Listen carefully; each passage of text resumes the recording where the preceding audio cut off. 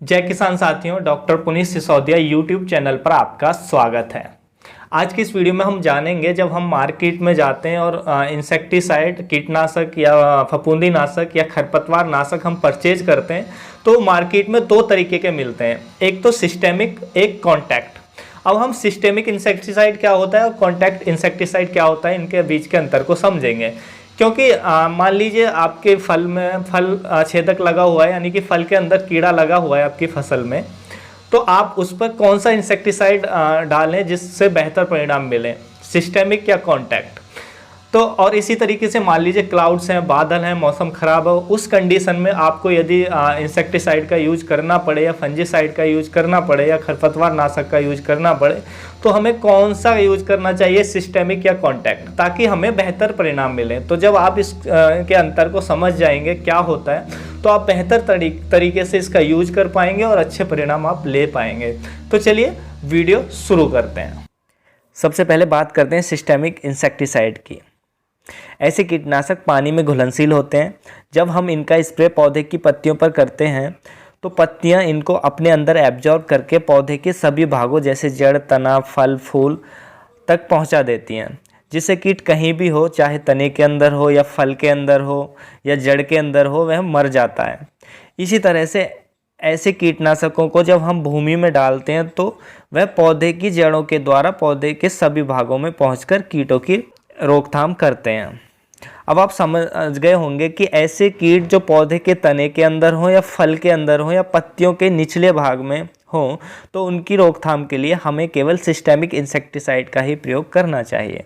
अब बात करें यदि कॉन्टैक्ट इंसेक्टिसाइड की, तो जैसा कि आपने जाना कि सिस्टेमिक इंसेक्टिसाइड क्या होते हैं, पानी में घुलनशील होते हैं। तो जब हम इनका स्प्रे पौधे की पत्तियों पर करते हैं, जड़ों में इनको देते हैं, तो ये पूरे पौधे के, क्योंकि पानी में घुलनशील होते हैं, तो पानी में घुलकर जब पौधे इनको एब्जॉर्ब कर लेते हैं और पौधे के प्रत्येक भाग में पहुंच जाते हैं, तो कीट कहीं भी हो, पौधे के अंदर हो या फल के अंदर हो, तो वो मर जाता है। उसके विपरीत जो कॉन्टैक्ट इंसेक्टिसाइड होते हैं ये पानी में कम घुलनशील होते हैं। तो जब हम इनका स्प्रे पौधे की पत्तियों पर करते हैं तो ये पत्तियों के द्वारा एब्जॉर्ब नहीं हो पाते हैं, या हम भूमि में डालते हैं तो रूट्स इनको अपने अंदर एब्जॉर्ब नहीं कर पाती हैं, क्योंकि ये पानी में घुलनशील नहीं होते हैं पूरी तरीके से।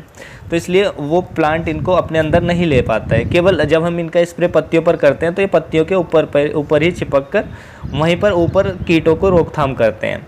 तो ऐसे कीट जो पत्तियों के, जैसे कि सूंडी, इल्ली जो पत्तियों को खाती है, तो उनकी रोकथाम इनसे हो जाती है। या कीट ऊपर है, मान लीजिए उसके ऊपर ये दवाई कॉन्टैक्ट इंसेक्टिसाइड चली जाती है, तो जो कीट इसके कांटेक्ट में आते हैं केवल वही मरते हैं। मान लीजिए पत्तियों पर स्प्रे किया और कीट फल के अंदर है, तो वह कीट नहीं मरेगा, क्योंकि ये अंदर नहीं जाएगा, केवल ऊपर ही रहेगा।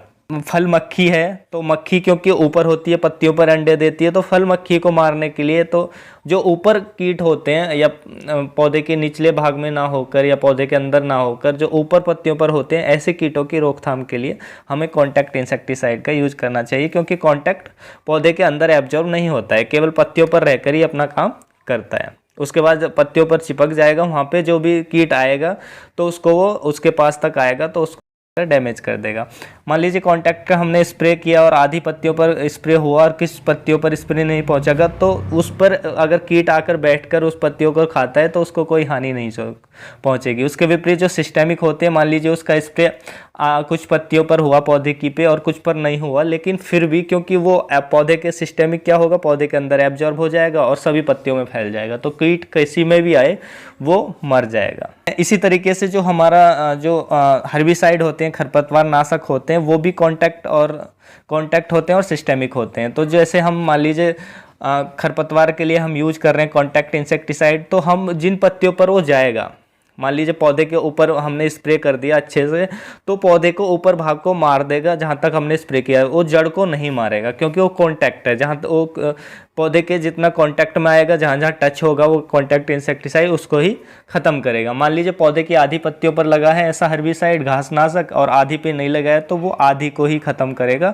जिस पे नहीं लगा है उसको खत्म नहीं करेगा। इसके विपरीत यदि हम सिस्टेमिक हर्बिसाइड लाते हैं, घासनाशक लाते हैं घास को मारने के लिए, तो जब हम उसका स्प्रे करते हैं तो मान लीजिए पौधे के कुछ भाग पर हुआ तो वो पूरे पौधे को खत्म कर देगा और जड़ को भी खत्म कर देगा, क्योंकि वो पूरे सिस्टम में चला जाएगा।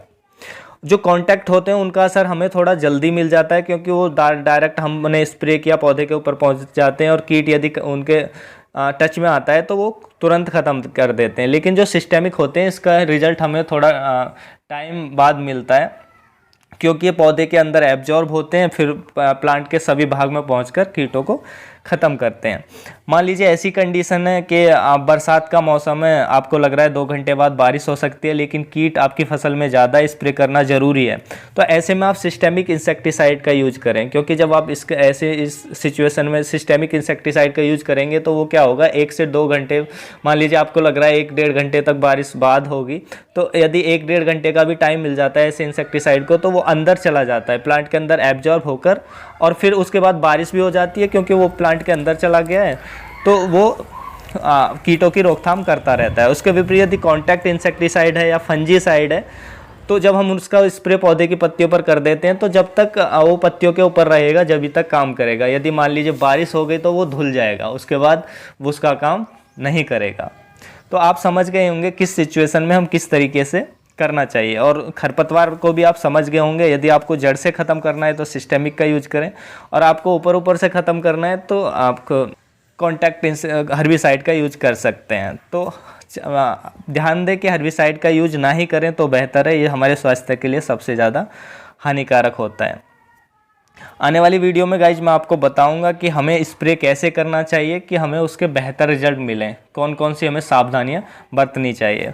तो आज की जानकारी इतनी ही थी, आपको अच्छी लगी तो प्लीज़ लाइक कर दीजिएगा, और यदि आप चैनल पर नए हैं तो चैनल को सब्सक्राइब कर लीजिएगा, साथ में बेल आइकन को प्रेस कर लीजिएगा ताकि आने वाली सभी लेटेस्ट वीडियोज़ की नोटिफिकेशन आपको मिलती रहे।